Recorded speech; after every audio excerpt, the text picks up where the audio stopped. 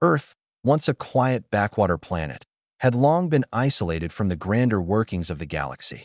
Despite humanity's advancements in science, technology, and space exploration, the human race remained deeply rooted to their home planet. While humanity had discovered and mapped their solar system, the galactic community was but a mystical concept, far removed from Earth's priorities.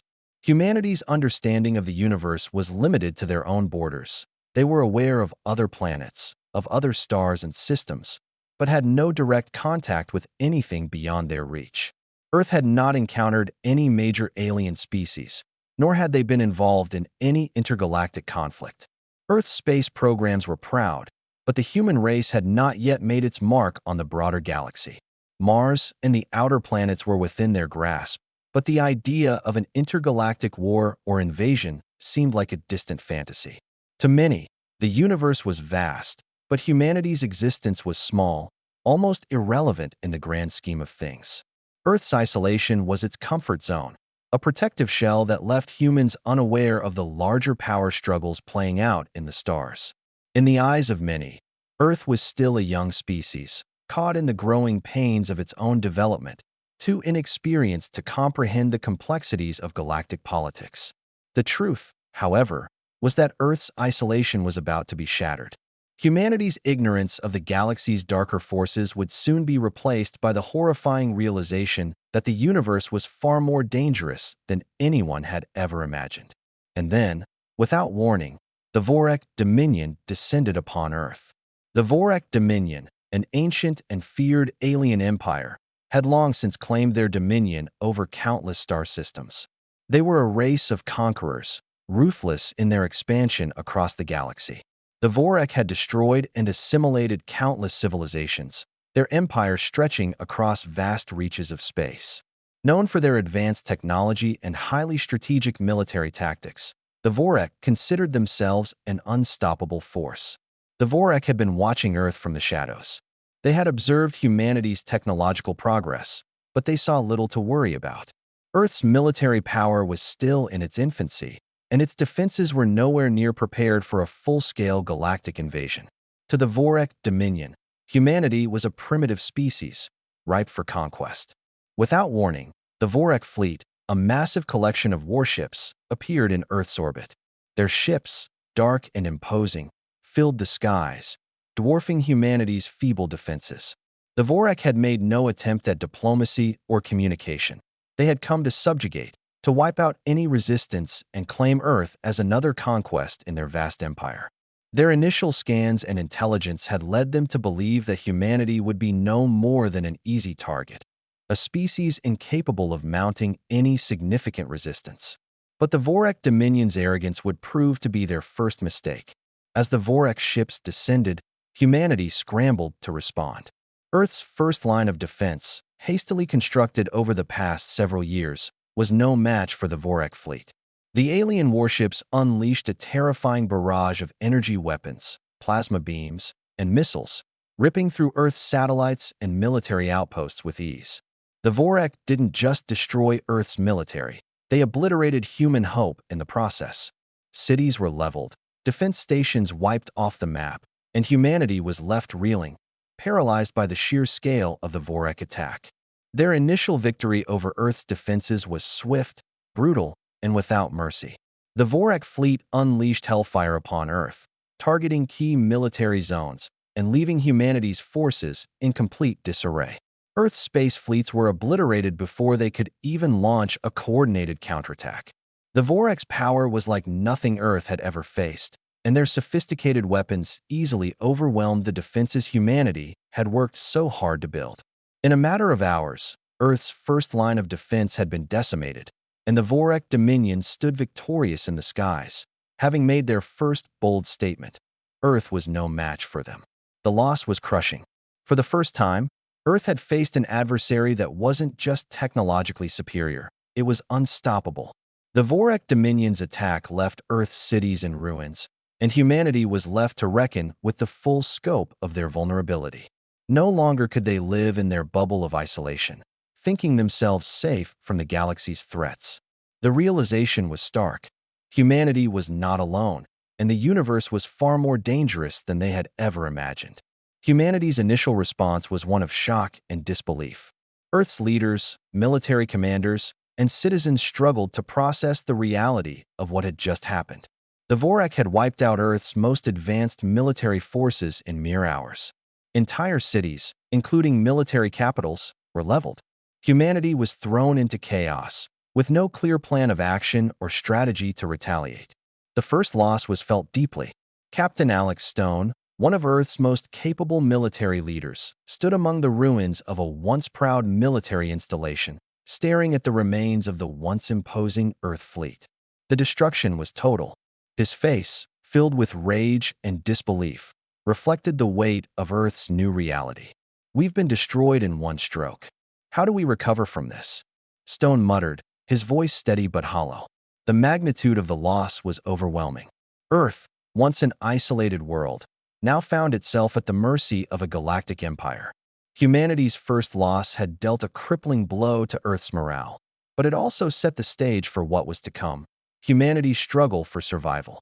With their defenses shattered, humanity was forced to adapt, to find a way to survive the onslaught of the Vorak Dominion. The war had only just begun, and Earth's fight for freedom was about to take a new turn. Earth was no longer just defending itself. It was fighting for its future in a galaxy full of dangers it had never imagined. The devastating strike by the Vorak Dominion had left humanity in a state of shock. Earth, once thought to be a safe, isolated corner of the galaxy, had been blindsided by an attack so swift and overpowering that it threatened to erase all hope for survival.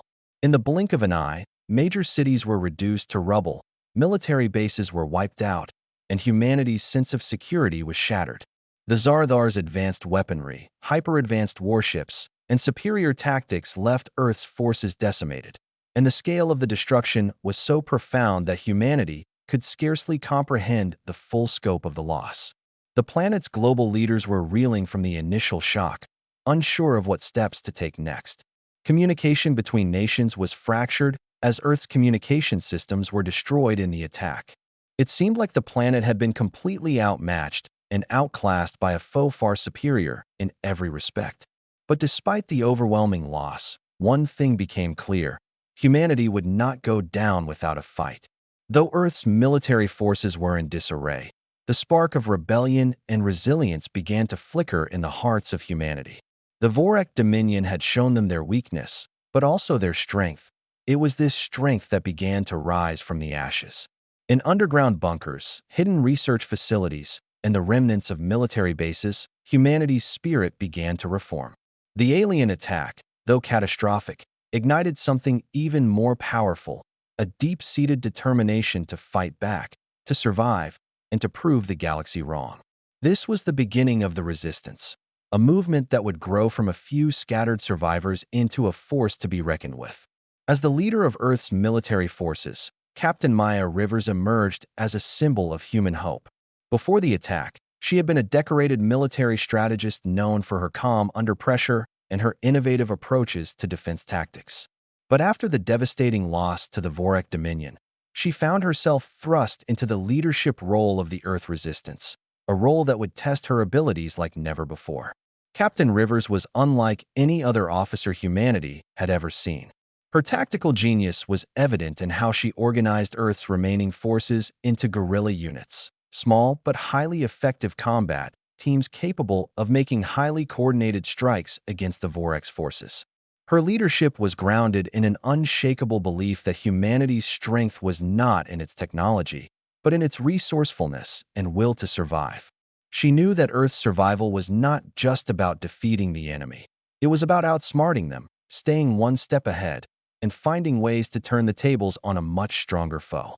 Her first speech to the remnants of Earth's military became a rallying cry for all those who refused to be subdued. "We are not a species that kneels.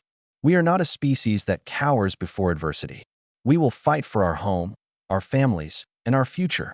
They came for us thinking we were weak, but they will learn that humanity is anything but weak." Captain Maya Rivers' charisma, intelligence, and unwavering resolve inspired a nation of survivors.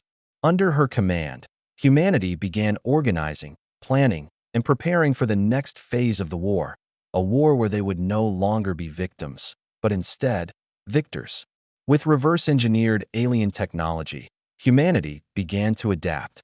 While Earth's forces had been devastated in the initial Zarthar assault, they now had access to alien technology that had previously been beyond their imagination.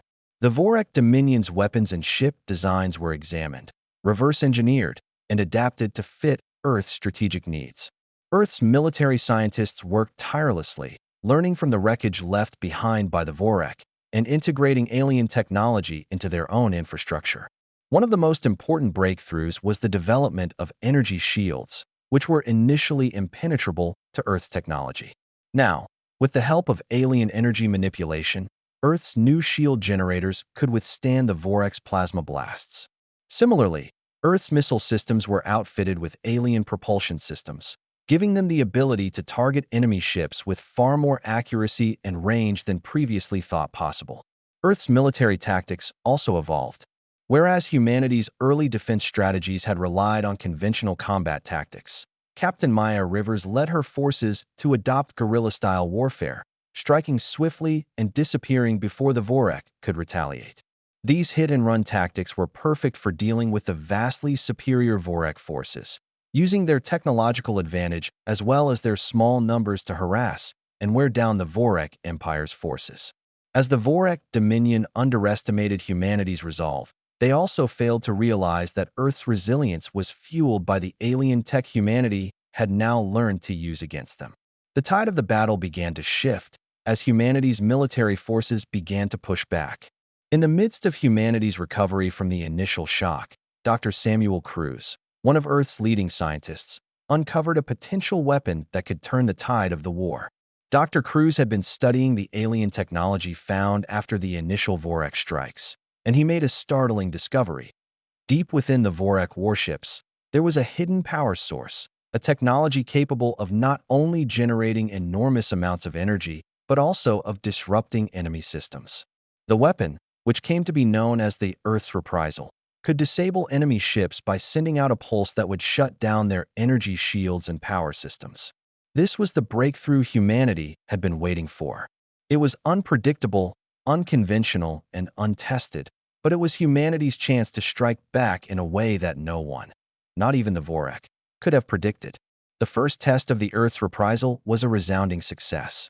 Dr. Cruz and his team managed to deploy the weapon in a limited-scale mission, taking down a Vorak scouting vessel before they had a chance to strike back. This success, while small, was a massive step forward in humanity's quest to survive. Captain Stone now had a new weapon to integrate into her tactics. With the ability to disable the Zarthar's superior tech, humanity's forces could finally strike at the heart of the Vorak Empire without fear of being overpowered. The spark of hope had ignited once again, and this time, humanity wasn't going to back down. After months of preparation, Earth was finally ready to strike back against the Vorak Dominion. Humanity, though still recovering from their initial devastation, had managed to adapt and reorganize their military forces. The reverse-engineered alien technology, combined with humanity's growing tactical expertise, now provided them with the weapons and strategies necessary to challenge their invaders. For the first time since the war began, Earth's forces had the upper hand, a strategic advantage that allowed them to strike first. The first major battle of the war took place in Earth's orbit, where both Earth's newly equipped fleet and the Zalari ships joined forces in a combined assault. The Vorak Dominion, though formidable, had not anticipated a coordinated attack from a race they had previously dismissed as weak and incapable. What began as a small-scale strike by Earth's fleet quickly escalated into a massive clash of firepower, one that would set the stage for the next phase of the war. The Vorak fleet, in their usual arrogance, were caught off guard by humanity's tactical creativity. They had expected Earth to cower, to be a defenseless target. But instead, humanity fought back with precision and determination. Ships equipped with reverse-engineered Vorak weapons and Zalari cloaking technology struck at key targets: Vorak communications hubs, supply lines, and the Vorak command ships. Earth's forces, though smaller, were agile, using guerrilla tactics to evade the enemy's overwhelming firepower. The first exchange of fire was explosive. Plasma bolts and missiles collided, tearing through the space between the two fleets. Earth's ships, now equipped with alien weapons that had been modified for human use, launched rapid strikes, overwhelming the Vorek's initial defenses. The Vorek Dominion, normally so methodical in their approach, found themselves disoriented by the unexpected ferocity of Earth's counterattack. As the battle continued, the Vorek fleet began to show signs of vulnerability. The Zarthar, known for their arrogance, had underestimated humanity's resilience, but the Vorek made a fatal mistake. They had underrated Earth's ability to adapt to new technology. The reverse-engineered Vorek weapons, originally thought to be primitive and ineffective, had now become humanity's most powerful assets. The Vorek Dominion, accustomed to dominating their enemies with sheer firepower and superior technology, found themselves struggling against human ingenuity. Earth's tactical creativity, inspired by the lessons learned during their earlier resistance, allowed them to exploit the weak points in the Vorek fleet. Earth's fleet, now equipped with Zalari stealth ships and energy disruptors, launched precision strikes on the Vorek's vulnerable command centers. These attacks disrupted the Vorek fleet's ability to coordinate, creating confusion among their forces. Captain Maya Rivers, who had once been told that humanity had no place in this galactic war, now found herself in the middle of the battlefield, coordinating a brilliant offensive that caught the Vorek Dominion off guard. Earth's forces were using new tactics, strikes with cloaked ships, followed by sudden missile barrages, which created chaos in the Vorek ranks. As the battle intensified, the Vorek warships, once thought to be invincible, began to show signs of damage. Shields failed, weapons malfunctioned, and critical systems started to break down under the relentless assault of human ingenuity. The Vorek Empire was slowly realizing that their previous overconfidence had led to their underestimation of humanity. At the heart of humanity's growing resistance stood Captain Maya Rivers. She had risen to the occasion when her world had been torn apart, and now she was leading the charge against the Vorek Dominion. It was her brilliant tactics and leadership that had turned the tide of battle. Rivers, who had once been seen as just a military officer, was now the symbol of humanity's strength, guiding Earth's forces to unexpected victories. The battle tactics that Rivers orchestrated were unlike anything the Vorek had encountered before. Utilizing a combination of alien technology, Zalari combat strategies, and human resilience, Captain Rivers led a surgical strike against the Vorek's central command, striking at the heart of the Vorek Empire's military operation. The Vorek warships were formidable, but humanity's resourcefulness gave them the edge. One particularly successful maneuver involved Captain Rivers coordinating a multidimensional strike. Earth's fleet, in sync with the Zalari ships, used interdimensional rifts to launch an attack on the Zarthar's power cores, essentially rendering the Vorek's energy shields useless. The Vorek Dominion was left exposed, and humanity's forces took full advantage of this opportunity. Rivers' unwavering leadership was key to the success of Earth's forces. While other commanders might have hesitated in the face of overwhelming odds, Captain Rivers never faltered. She was not just a military leader, she was a beacon of hope. And as the Vorek Empire's forces began to falter, humanity's strength began to shine through. After hours of intense combat, the Zarthar fleet, though battered, had not been entirely defeated. Despite the damage inflicted by Earth's tactical brilliance, the Vorek Dominion still had formidable forces, and the Zarthar fleet would not be crushed in a single day. Humanity's victory, while hard-fought, was far from final. Captain Maya Rivers knew that this was not the end. This was merely the beginning of the war. The Vorek Empire had been thrown into disarray, their fleet scattered, and their command structure severely weakened. However, the Vorek were not an empire to be easily defeated. They would regroup, rebuild, and strike back. Even with Dr. Lena Quinn's new weapons and strategic breakthroughs, humanity had realized the war would be long and brutal. Earth was far from invincible, and the Vorek Dominion was still a formidable opponent. But humanity had learned a valuable lesson from this victory. They could strike back. They could stand tall, even against an empire that had once believed humanity to be nothing more than a weak, insignificant species. The battle was over, but the war was just beginning. Humanity had shown the galaxy that it was no longer weak. It was now a force that would change the course of galactic history. In the wake of humanity's hard-fought victory against the Vorak Dominion, Earth's military leaders knew that they could not rest on their laurels. While their survival had been secured for now, the Zardar Empire and other galactic powers were still out there, waiting for the opportunity to strike again. Humanity's greatest strength had been its ability to adapt, but to truly take the fight to the Vorak, they needed to unlock the secrets behind their advanced technology.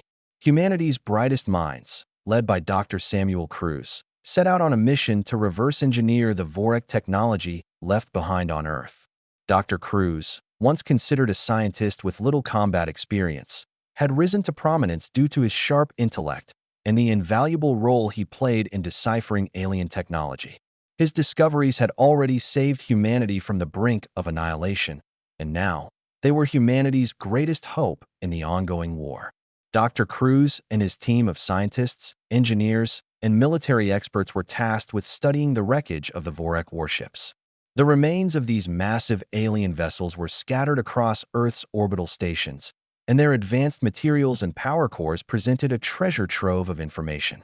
In their laboratories, the team worked tirelessly to understand the alien designs, focusing particularly on the power sources that had fueled the Vorak's deadly weapons and faster-than-light travel. Dr. Cruz's discovery of a long-lost energy source, hidden deep within the wreckage of the Vorak's flagship, would become the turning point in the war.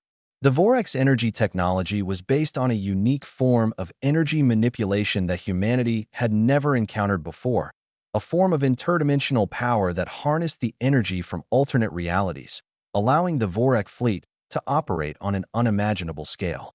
This energy source, while dangerous, had the potential to give Earth the power to stand toe-to-toe with the Vorak Dominion and any future galactic threats. Dr. Samuel Cruz, humanity's lead scientist, had never imagined he would be thrust into the heart of an intergalactic war. Before the invasion, he was simply a scientist studying exotic materials and alien technologies in his lab, far removed from the battlefield. But when the Zardar had arrived and Earth had been faced with complete destruction, Dr. Cruz's mind had been put to the test. In the chaos of war, he had quickly risen to prominence, using his expertise to decode alien technology that had been reverse-engineered and integrated into Earth's military infrastructure. Initially, Dr. Cruz had been overwhelmed by the scale of the Zardar's invasion, but he soon realized that his scientific knowledge and technological acumen were the keys to humanity's survival. The alien tech they discovered was far beyond anything Earth had ever developed, but Dr. Cruz saw the potential. Under his leadership, a team of scientists and engineers began experimenting with the Vorak tech, understanding that this knowledge could shift the balance of the war. Dr. Cruz was now one of humanity's most critical assets. His knowledge was not only helping humanity survive, but also giving Earth the tools to fight back. As Earth's military leaders and scientists worked tirelessly to uncover more of the Vorak Dominion's secrets, Dr. Cruz found himself in a unique position. He had the power to change the course of history. No longer just an academic figure, Dr. Cruz had become the symbol of hope, a bridge between humanity's past and its future in the galaxy. As Dr. Cruz and his team delved deeper into the alien tech, they began making astounding discoveries. The Vorak's weaponry, once thought to be beyond Earth's comprehension, began to make sense. The reverse-engineered technology that humanity had been using to fight back against the Zardar Empire was now being fine-tuned for more advanced applications. Humanity's first new weapons were built from the Vorak tech, weapons that could turn the tide of the war. One of the breakthroughs humanity made was the Energy Disruptor, a weapon capable of disabling the Vorak's shields and rendering their plasma-based weapons ineffective.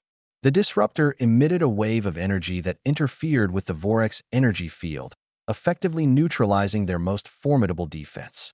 With this weapon, Earth could now disable the Vorak's heaviest warships and strike directly at their vulnerable cores. Another major advancement came in the form of planetary shields. Using alien tech, Earth's defense systems were upgraded to protect entire cities and military bases from the Vorak's devastating energy blasts. The shields were capable of absorbing massive amounts of energy, preventing the Vorak's weapons from breaching Earth's newly fortified positions. These advancements allowed Earth to prepare for the next phase of the war, defending their planet from a Vorek retaliation while simultaneously planning for the offensive.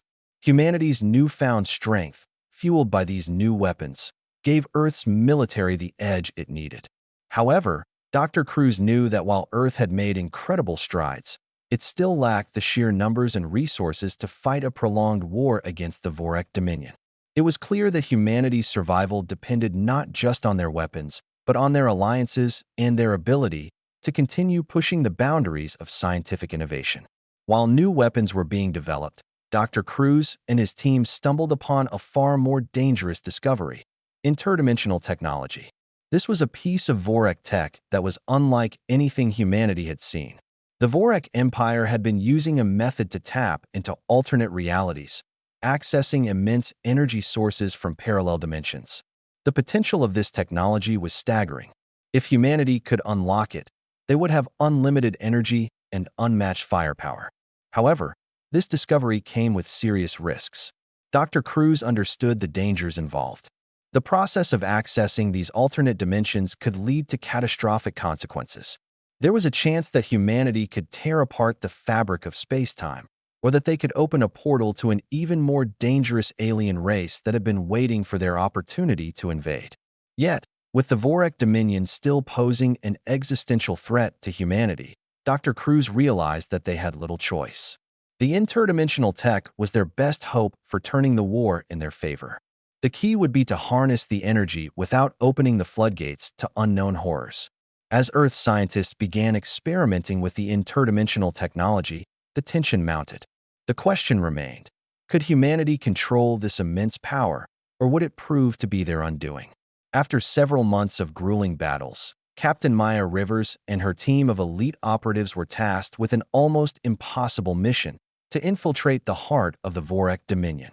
Humanity's military strength had grown, and their technological advancements had made significant strides, but Vorek dominance remained formidable. The war was at a critical juncture, and Earth's leaders knew that to break the Vorek's hold on the galaxy, they had to strike at the very core of the Empire. Captain Maya Rivers, a woman whose leadership had already been tested on the battlefield, was chosen to lead the high-risk infiltration mission. Alongside her was Dr. Samuel Cruz, whose unparalleled knowledge of alien technology made him the key to understanding the Vorek's central command systems. Their objective was clear: to steal classified data on the Vorek Dominion's core command systems, uncovering their weaknesses and potentially discovering vulnerabilities that could change the course of the war.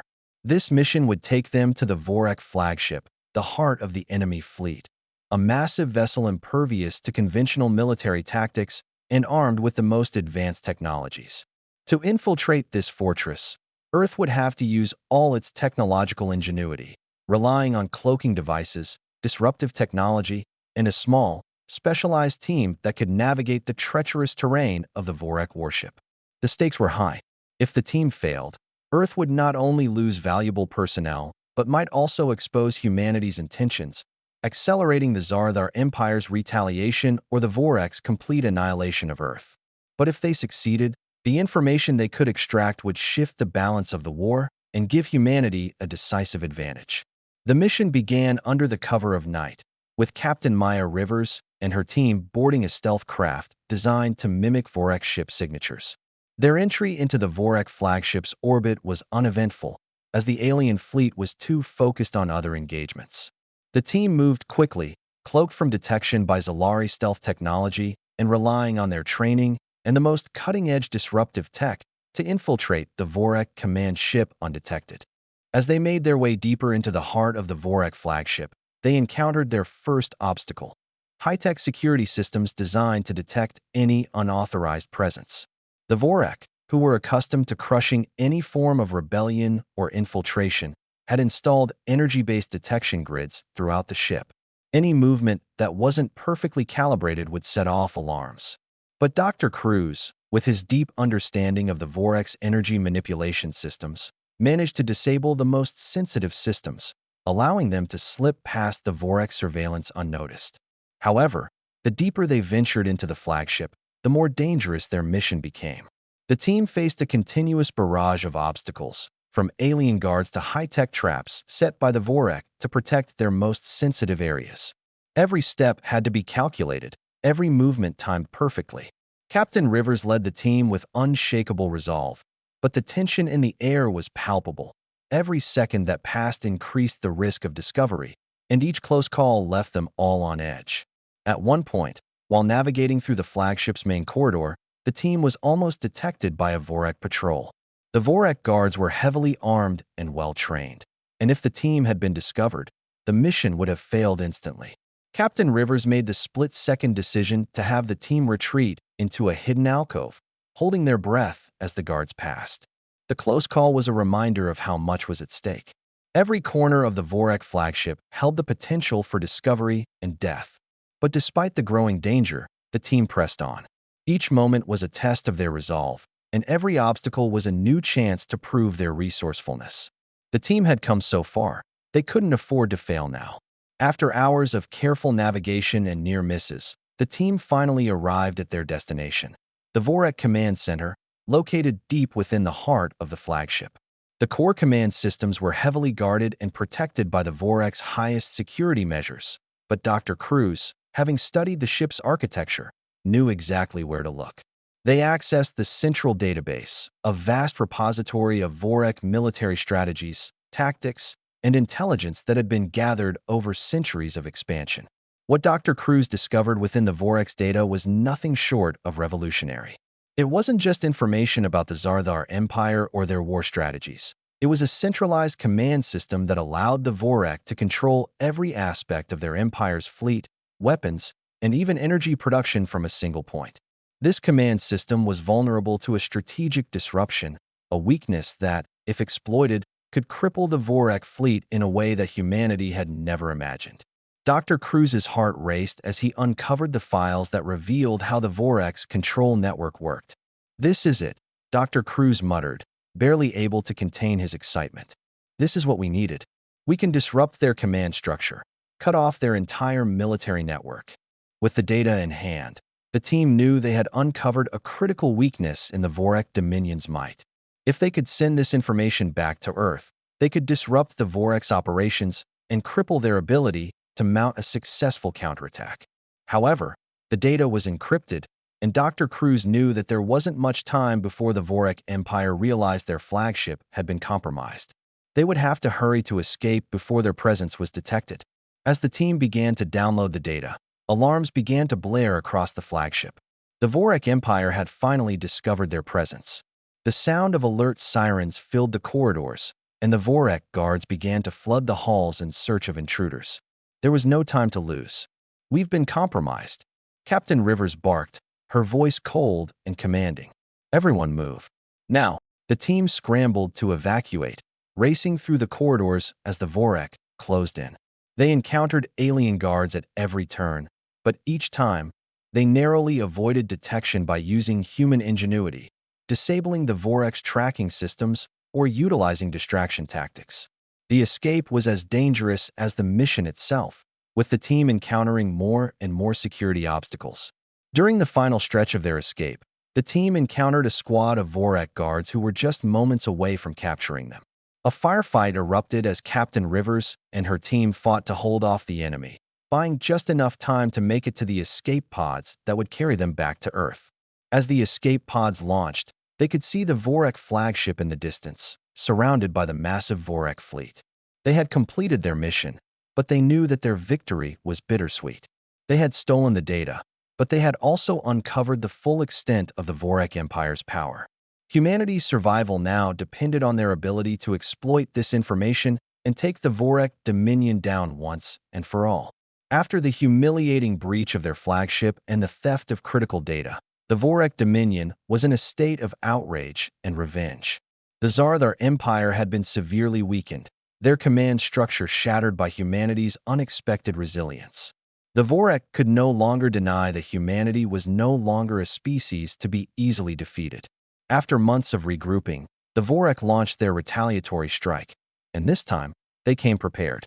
Having studied humanity's tactics, the Vorek Dominion modified their fleet, deploying newer, more powerful warships and employing devastating new tactics designed to destroy Earth's defenses once and for all. Their weapons were upgraded to energy-charged projectiles, and their warships were designed with more advanced shielding and countermeasure technology that could nullify Earth's most potent attacks. The Vorek, known for their methodical and brutal strategies, launched a massive counteroffensive, targeting Earth's cities, strategic military bases, and any remaining points of resistance. The Vorek Dominion's fleet, now fully coordinated and enraged by the data theft, arrived in Earth's orbit with unprecedented force. The sheer size of the Vorek Armada overwhelmed Earth's first line of defense. Even with the Zalari Alliance and Grau reinforcements, Earth's forces struggled to push back the relentless advance of the Vorek's superior ships. Humanity's military assets, though considerably stronger due to their adaptation of alien technology, were still no match for the Vorek fleet's sheer firepower. The initial shockwave of the Vorek's counteroffensive threw Earth's forces into disarray. The Vorek, having learned from their earlier defeat, had come prepared for the guerrilla tactics humanity had employed, and they made sure to crush humanity's resistance with a brutal, methodical siege. The Vorek's retaliation was designed to cripple Earth and make an example of humanity's defiance. The battle that ensued was unlike any Earth had ever seen. Waves of Vorek warships bombarded Earth's outer colonies, military bases, and key communication hubs. The first wave destroyed military installations on Mars and nearby orbital stations. As cities were hit by energy blasts, the Vorek employed devastating terraforming weapons to incite chaos on Earth's surface. This was no longer just a war. It was an attempt at galactic subjugation.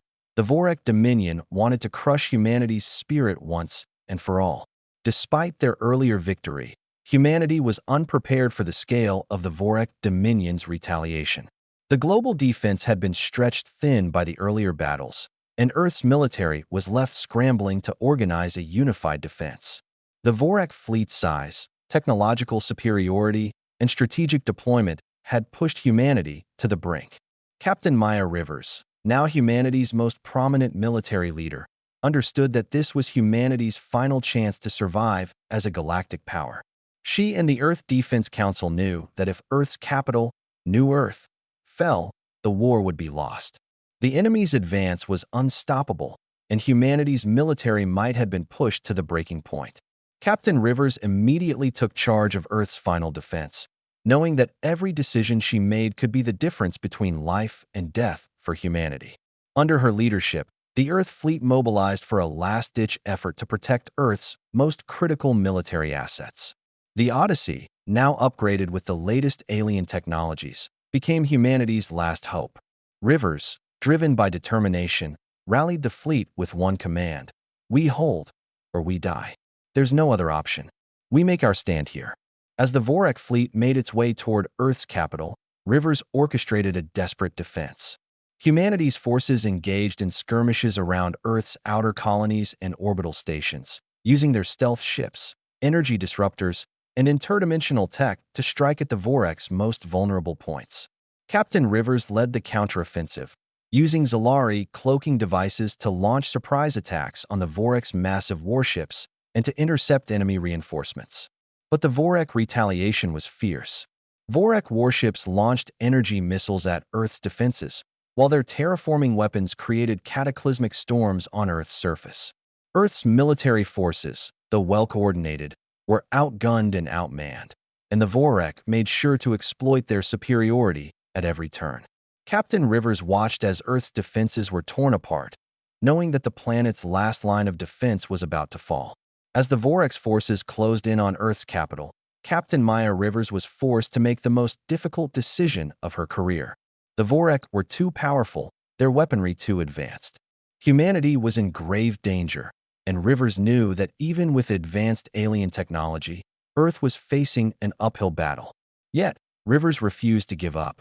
Her leadership had been the catalyst for humanity's earlier victories, and now, she would take humanity's final stand. As she rallied Earth's military and civilians, Rivers knew that humanity's fate was in her hands. "We're not just defending Earth. We're defending our future," Captain Rivers said, addressing her commanders. "If we lose here, humanity loses everything. But if we win, if we push back the Vorek, we'll show the galaxy that humanity is not to be underestimated." Her words sparked the final wave of determination in her troops. Maya's leadership was what kept the flames of hope burning, even as the Vorek Dominion pushed humanity to the brink of annihilation. Her unwavering resolve became the foundation of Earth's last stand. Despite the Vorek's overwhelming power, humanity refused to go down without a fight. In one of the most daring maneuvers of the war, Captain Rivers led a coordinated counterattack to disable the Vorek fleet's leadership structure. Using their newly developed weapons, including energy disruptors and interdimensional tech, humanity struck at the Vorek's command ships, forcing the alien forces into disarray. The Vorek's most advanced warships were blinded by humanity's stealth tactics and disruption waves, and Captain Rivers took full advantage. She launched precision strikes, targeting the Vorek's central command ships and disabling their hyper-advanced weapons. Earth's forces, despite their smaller numbers, fought tactically, using guerrilla tactics to outmaneuver the Vorek fleet. Dr. Samuel Cruz, from Earth's command center, worked alongside the Zalari engineers to hack into the Vorek's central command system and disable their communications. This allowed humanity's forces to strike at the heart of the Vorek fleet, crippling their ability to coordinate. With the Vorek forces in disarray, humanity's counteroffensive gained momentum. Despite heavy losses on both sides, the Vorek Dominion was forced to retreat. Captain Maya Rivers had led humanity's final stand, and their victory was a hard-fought testament to their determination and resourcefulness. The battle was over, but humanity knew this was not the end. The Vorek Dominion would regroup, but they had been shown that humanity was not a weak species. Earth had proven its resilience, and the Vorek had learned that humans would never kneel. The defeat of the Vorek Dominion's central fleet had been a major victory for humanity, but Earth's forces knew that the Zardar Empire was still lurking, ready to make its move. The Vorek, though in retreat, had proven to be a formidable foe, and their fleet was still a looming threat.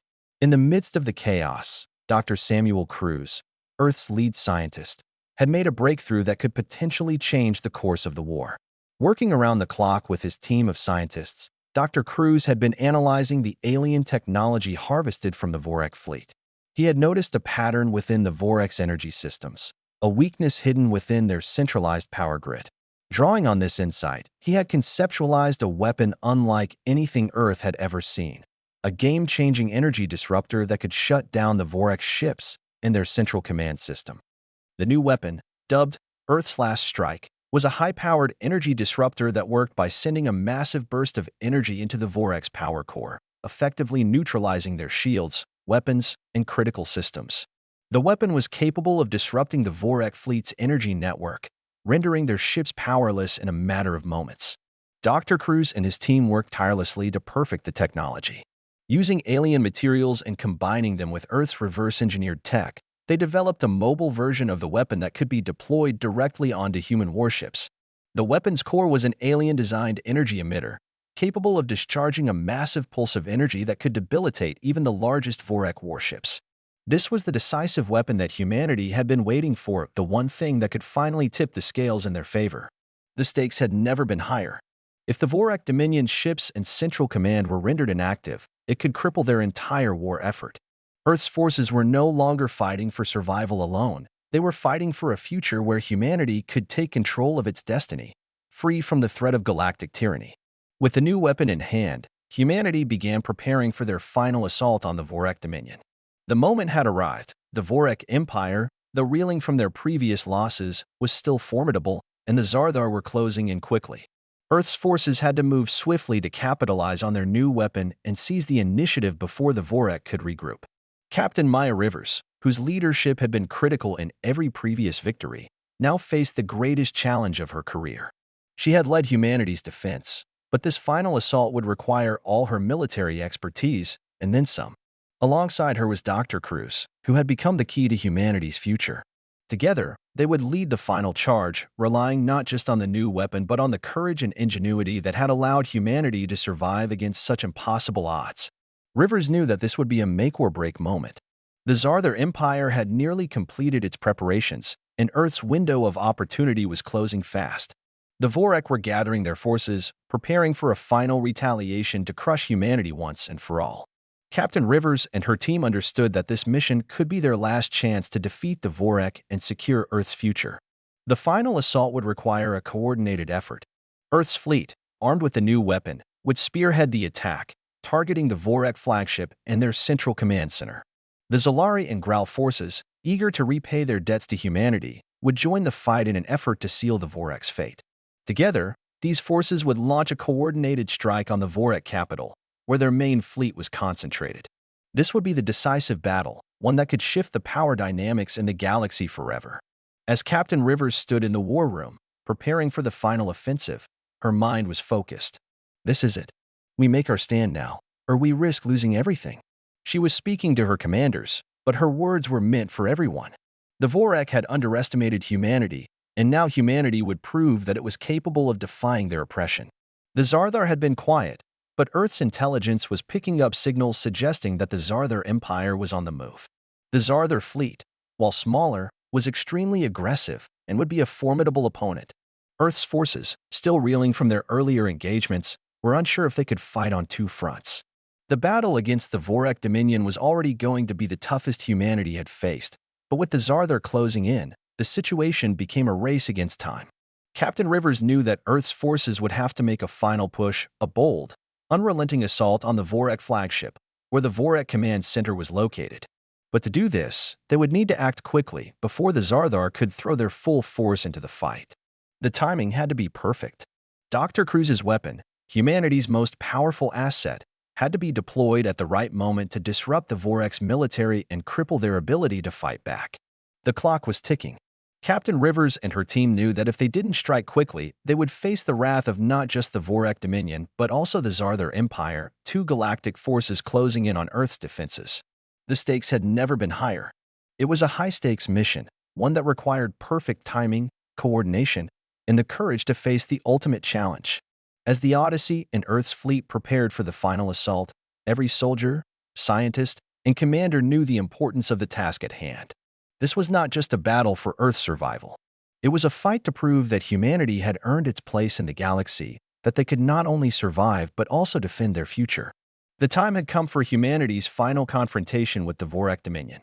After months of preparation, the new weapon developed by Dr. Samuel Cruz had been integrated into Earth's most advanced warships, and Captain Maya Rivers stood at the helm of the Earth fleet, ready to lead the final assault.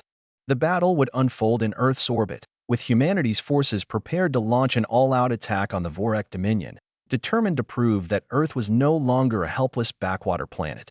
Humanity's last stand against the Vorak Empire was not just about defense, it was about asserting humanity's place in the galaxy. The Vorak Dominion, after devastating Earth's defenses in the early stages of the war, now faced an enemy that was not only capable of standing its ground but was also prepared to fight with everything it had. The Vorak fleet was formidable, but human ingenuity and alien tech had leveled the playing field. Both sides threw everything they had into the fray, knowing that this battle would decide the fate of Earth and the galactic balance of power. As the battle raged on, Captain Rivers led her forces with strategic brilliance, coordinating attacks with military precision. The Earth fleet, equipped with alien weaponry, cloaking technology, and interdimensional tech, launched devastating strikes against the Vorak warships, attempting to disrupt their communications, power systems, and command structure. Dr. Cruz, monitoring from Earth's command center, activated the new weapon, sending a pulse of energy that crippled the Vorak fleet's ability to function, leaving their ships vulnerable to human counterattacks. The Vorak were relentless, retaliating with their own advanced weaponry, targeting Earth's defense positions with waves of plasma blasts and planetary bombardments. Earth's military forces, while resilient, were outnumbered and outgunned. Yet, they fought on, utilizing their superior tactics, guerrilla-style combat, and alien tech to stay one step ahead of the Vorak forces. Humanity's will to survive was clear in every strike, every move. They refused to let Earth fall. The battle was intense, with ships colliding in the vastness of space, explosions lighting up the darkness, and the hum of energy weapons echoing through the battlefield. Earth's forces fought with the desperation of a species determined to keep its place in the universe, knowing that this was their last chance to end the war on their terms. As the battle reached its peak, Captain Maya Rivers faced a decision that would test her leadership and resolve. Earth's forces had made substantial progress, but the Vorak's central command was still within reach. If they could break through the Vorak's final line of defense, they could disable the heart of the Vorak fleet. Dr. Cruz's weapon had worked, But the Vorax main power grid had remained largely intact, and they needed a final push to defeat them once and for all. Captain Rivers knew that this final push would come at a great cost. With the Vorak fleet's counterattacks becoming more deadly and the Vorak command center almost within reach, Rivers realized that her leadership would demand a personal sacrifice. Earth's military was close to victory, but they needed a final distraction, one that would allow the rest of the fleet to strike at the Vorak's command ship. As Rivers led the charge toward the Vorak flagship, she gave the order for her ship, the Odyssey, to engage the Vorak flagship head-on, knowing that it would likely be destroyed. Captain Rivers remained on board as the Odyssey drew closer to the heart of the enemy fleet, her actions signaling to humanity that the fight was not over, that victory would come at a heavy price. With her final orders, Captain Rivers coordinated the final assault, sacrificing herself and her crew in a desperate move to ensure humanity's victory. The Odyssey made its way into the heart of the Vorak fleet, its final strike a decisive blow that created the opening needed for the rest of the fleet to strike the Vorak command center. Her death was not in vain, and her final act of bravery would be remembered as a turning point in the war. Humanity's final strike had succeeded. After Captain Maya Rivers' sacrifice, the Vorak fleet was thrown into chaos. Earth's final assault disrupted the Vorak's central command, incapacitating their ability to maintain control over their forces. The Vorak warships, now defenseless and without leadership, were taken down by humanity's remaining forces, marking the end of the Vorak Dominion's reign. Victory did not come without significant loss. Captain Rivers' death was a heavy blow, and the human casualties were substantial. While Earth had managed to defeat the Vorak, the war had left scars that would take years to heal. The people of Earth mourned their losses, especially the loss of Rivers, whose leadership and sacrifice had been the catalyst for humanity's survival. In the aftermath of the final showdown, humanity stood victorious, but the price had been steep. The galaxy now knew that Earth was not just a surviving species, it was a galactic power, capable of standing up to even the most formidable empires. Earth's resilience, ingenuity, and unwavering spirit had secured its place in the universe. As Earth celebrated its hard-earned victory, humanity's place in the galaxy was solidified. The Vorak Dominion was defeated, but new challenges loomed. Earth had proven itself to the galaxy, showing that humanity could defy the odds and overcome even the most insurmountable challenges. The Earth Defense Council, now led by Dr. Samuel Cruz, began planning for the future. Earth's technological advancements had put them on a new path, one that would allow them to not only survive but thrive in the galaxy. New alliances were formed with previously neutral species, and humanity's diplomatic efforts began to expand into the far reaches of the galaxy. But peace was still fragile. The Tsar Empire remained a threat, and new, unpredictable forces were emerging from the corners of the universe. Earth's victory over the Vorak Dominion had been decisive, but it was clear that humanity's journey in the galaxy was only just beginning. Captain Rivers' sacrifice had been the defining moment of humanity's war effort.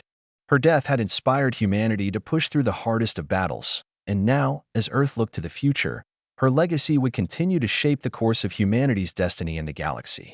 We will honor her, and the sacrifices of everyone who fought with us, by continuing to fight for a future where all species can live free.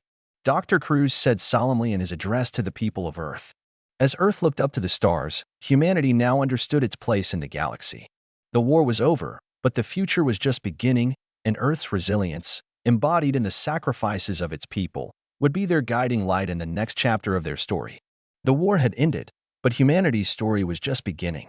After defeating the Vorak Dominion, humanity had proved that it was no longer the helpless species it had once been seen as by the galaxy. Earth had faced seemingly insurmountable odds and emerged victorious. The sacrifices made, the lessons learned, and the alliances forged during the war laid the foundation for a new era. Now, as Earth picked up the pieces from the ravages of war, humanity was filled with a sense of renewed hope. For the first time in history, humanity could stand tall among the stars. The technological advancements that had come from studying the Vorak's weaponry, combined with the alien alliances forged during the conflict, provided humanity with the resources to expand and thrive. Yet, there was a deeper realization that accompanied their newfound strength. With great power came greater responsibility. Earth's place in the galaxy had been solidified, but with this recognition came the understanding that they had to remain vigilant. The galaxy, once a vast and unknown expanse, had now become a land of opportunity and threat. Humanity's growth and the scars of war made them aware of their responsibilities as a new power in the galaxy. They were no longer just a species struggling to survive. They had the potential to thrive, but only if they were careful not to repeat the mistakes of the past. Dr. Samuel Cruz, who had been at the forefront of many of humanity's breakthroughs, often spoke about this new vision for Earth. We cannot rest on our laurels. The battle may be won, but our true challenge begins now. We must work together, stay unified, and continue advancing not just for survival, but to build a future where Earth's role in the galaxy is one of peace, exploration, and progress. Earth was no longer a passive observer in the galactic theater. It had earned its place in that arena. But to stay there, humanity would have to evolve to not only hold the line but to expand, explore, and build alliances that would ensure their place in the galaxy for generations to come. With Earth's defeat of the Vorak Dominion and the strengthening of its military, humanity's future was now focused on exploration and peacekeeping. The galactic frontier was no longer a vast unknown, but an expanse full of possibilities. Having unlocked new technologies during the war, humanity's capacity for space travel was now on par with the galaxy's most advanced species. Earth space agencies, with the aid of alien allies, began organizing exploratory missions to distant star systems. Humanity was no longer just surviving, but thriving. Captain Maya Rivers, the symbol of Earth's resistance and resilience, took a leading role in these missions to establish peaceful relations with neighboring star systems. Her new assignment as Ambassador of Earth placed her in charge of peacekeeping efforts and establishing Earth's role as a trusted partner in galactic diplomacy. Humanity's military no longer focused on defense alone. It expanded to include peacekeeping missions, aiding species that had been oppressed or enslaved by empires like the Vorak. The Galactic Peacekeeping Coalition saw Earth as a beacon of hope, a species that had fought for its place among the stars and now stood as a force for justice and cooperation. Earth's strategic partnerships with the Zolari, Grau, and other species ensured that Earth's influence in the galaxy was seen as one of peace and growth. Earth's military, now seasoned by the war, helped secure peaceful transitions in the galaxy, bringing stability to areas ravaged by the ongoing conflict with the Vorak Dominion. Humans, once considered primitive, were now explorers and peacemakers, stepping into roles that had once been held by species far more advanced. Earth's role in galactic peacekeeping was becoming more and more prominent, as their experience with war gave them a unique perspective on how to handle future conflicts. The galaxy had been forever changed by humanity's resilience. Once a species dismissed by the galaxy's most powerful empires, humanity had proven itself as a galactic force to be reckoned with. The Vorak Dominion, now defeated, was just one example of a growing understanding across the galaxy. Humanity was no longer the weakling they had once been. As Earth's role in the galaxy became more influential, species from across the universe began to recognize humanity's potential. The war with the Vorak Dominion had shattered the illusion that Earth was an insignificant planet, and now the galaxy began to see humans not as invaders, but as builders and explorers. Earth's legacy of survival in the face of impossible odds was an inspiration to many, and the story of humanity's defiance became a beacon of hope across the galaxy. The Galactic Council, once dominated by the more powerful species, began to see Earth as a leader, a species that had not only survived but had also managed to reshape the galactic balance. Earth had earned the respect of other species through its strength, resourcefulness, and ability to adapt. With newfound allies in Zolari, Grau, and several other species who had joined forces with humanity during the war, Earth now had the influence to not only defend itself but to shape the future of the galaxy. Humanity's new place in the galaxy was no longer in question. The once isolated and vulnerable species had emerged victorious and established itself as a force for peace, exploration, and progress. Dr. Cruz, looking back at humanity's journey, summed it up best. We've come so far from the small planet we once were. Our future is not just about survival, it's about what we can achieve together. The galaxy is open to us now. It's up to humanity to define its place in it.